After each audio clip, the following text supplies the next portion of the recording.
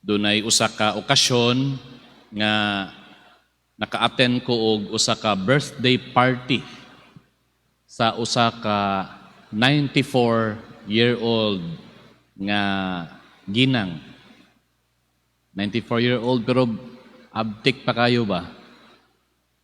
Unya, usa sa mga naghatag og kanang messages, no? Naman na mo hatag og mga mensahe. Mao ang kanang BFF sa iyang usa sa iyahang mga anak. Kanang close gyud kaayo gyud, best friends gyud. Matod pa sa iyahang message ingon siya. Si nanay, ang turing ko sa kanya ay talagang tunay na ina. At ramdam ko naman na ang turing niya sa akin ay talagang bilang tunay na anak. Kahit na hindi siya ang nagluwal sa akin. Siguro tungod sa kasuod, no? Sa iyahang isa sa mga anak ni nanay, nag-celebrate og birthday, nakaingon siya nga ang tanaw o ang pagtrato sa ni nanay sa iyaha, isip usag yun ka tinuod yun nga anak. Ug ingon man ang pagtanaw niya sa kay nanay, isip iyaha gyud nga tinuod yun nga inahan. Ang kulang na lang yun, matod pa niya, nga siya ang nagdala sa iyahang sabakan o siya ang mismong gaanak kaniya. Pero that does not matter. Ang iyahang feeling is sila yun. Mga igsuon, muna na ang kanang ingon tag description o ingon kag definition sa pamilya karon. Ang pamilya karon, kung atong una kasagaran ang pagsabot nato diretso dayon sa kanang any blood relationship, no? A group of people with blood relationships. Pero karon dili na. Ang definition sa pamilya maonging kanang gitawag nga a group of people with special relationships. Special relationships. Mo gyud na daw ang tinuod nga description sa pamilya. Tinuod pod kay nam gani uban nga magigsuon by blood, no? Usay inahan, usay amahan, pero tungod sa pila lang ka away o panaglalis, murag kuan. Grabe murag iring og iro, mas may panang iring og iro gani kay magdulog pa na, no? Pero sila grabe kayo kung mag-away. So then, pwede gyud di ay ang pamilya nga walay blood relationships, pero adunay panag-iusa, adunay panagigugma sa usag-usa. Mga igsuon ang atong ebanghelyo karon, ang atong Ginoo nagsulti sa iyahang mga tinun-an. Kinsam day ang akong inahan, kinsam day ang akong igsuon, kadtong nagbuhat sa kabubuton sa akong amahan. Sila ang akong amaha, sila akong igsuong babae, sila akong igsuon nga lalaki, ug akong inahan.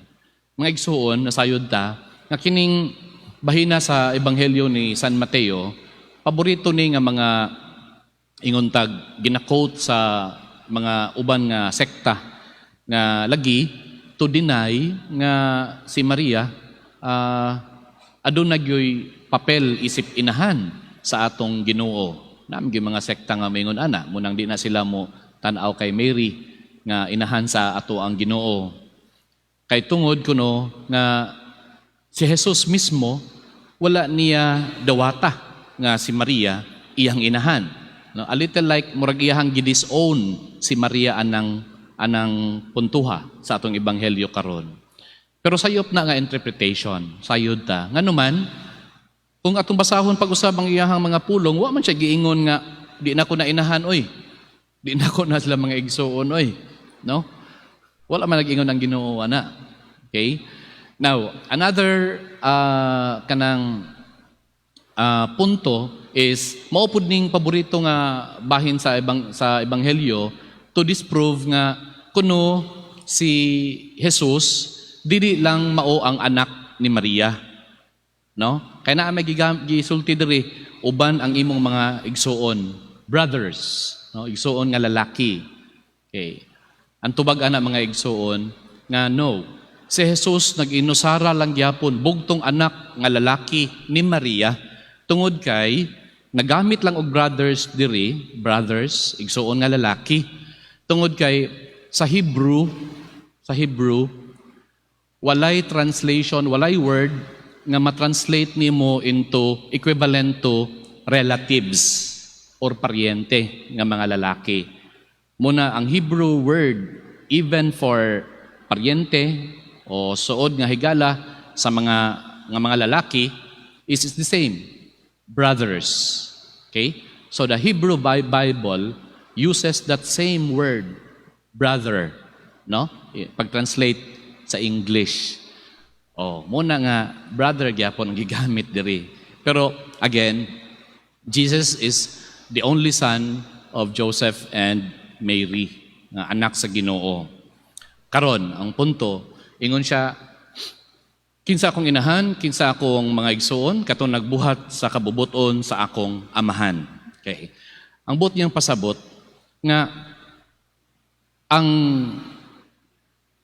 gugma, by the way, gihimo lang, gisulti ni sa ato ang Ginoo, kay mura bitaw ka ng rhetoric style, no? Kanang naamagod siya nagatagpaminaw. Daghan man ang iyang mga tinun-an ug ubang pang mga tao, nanudlo man siya.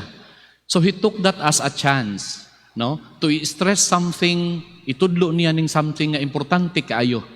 No? Nga sa gugma, no? Ang best expression sa gugma mao ang panaghiusa sa mga kabubuton. The union of wills. No? O ang pinakanindot nga paagi nga makita nato ang panaghiusa sa mga kabubuton, sa mga tao nga involved sa maong paghigugma, mao ang pagsunod kaniya.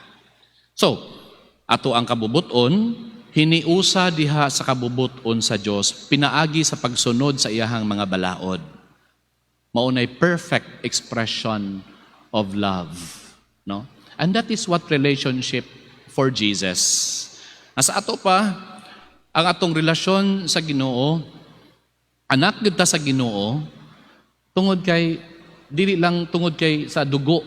It's not because we are related by blood, but because of our spiritual ties. Ang atong kinigiusa sa Ginoo, isip kita iyang mga anak tungod kay naiusa kita tungod sa pinaagi sa espirituhanon nga atong pagkaanak, no? And this is very very beautiful nga atong tanawon. Nindot day kaayo, no? Nga of course kita Pilipino, wala layo na gyud kay ta kung ato gyud i-trace, no? Wala gyud tay kaliwat nga mga Hudyo. I'm sure of that. Pero tungod sa ato ang magtutuo because of our faith, ug tungod sa ato ang binunyagan, pagdawat nato sa sakramento sa bunyag, sa ubang mga sakramento, nahimo kita nga anak sa Dios.